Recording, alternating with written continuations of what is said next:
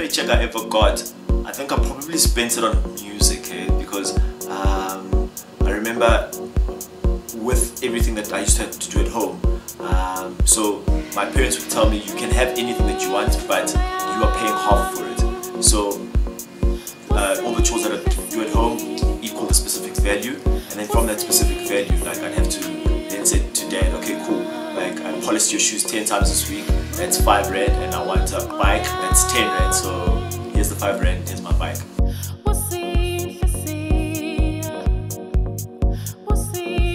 My biggest money mistake has been not saving from the first cent that I've ever made. I think I started aggressively saving in 2003, and yeah, I think if you don't save and don't, like they have that whole thing that they say, you live on 70%, save 10%, invest 10%, and donate 10%. So if I had stuck to that thing from the very first time I made money, I would be far in life.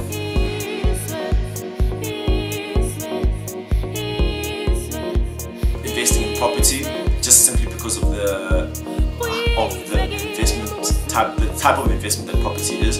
And the first thing is investing in myself, investing in like my brand, who I am, and in my mind. Most importantly, investing in like what goes into my head.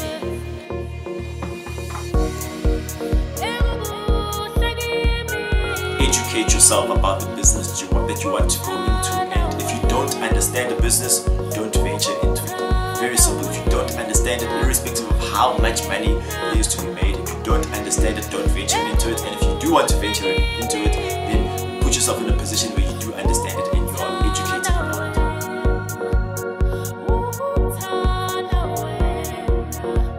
By sitting down and planning what I actually need to spend my money on and what I don't need to spend my money on. You know, one of my business mentors always talks to me about ownership and access. Some things you need access to and other things you need to own. So before I spend my cent on anything, I always ask myself, do I need to own this thing or do I just need to have access to it?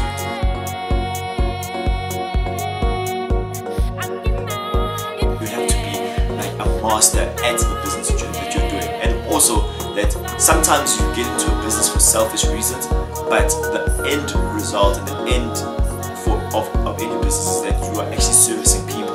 So if you want to be a billionaire, you have to solve $1 billion problem.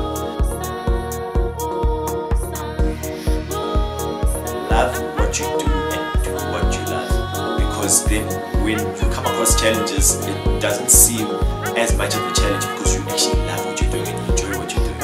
And when something isn't like in line with your core values, you can see that like I actually don't enjoy doing this, I don't like doing this. So when challenges do come about, you like want to give up.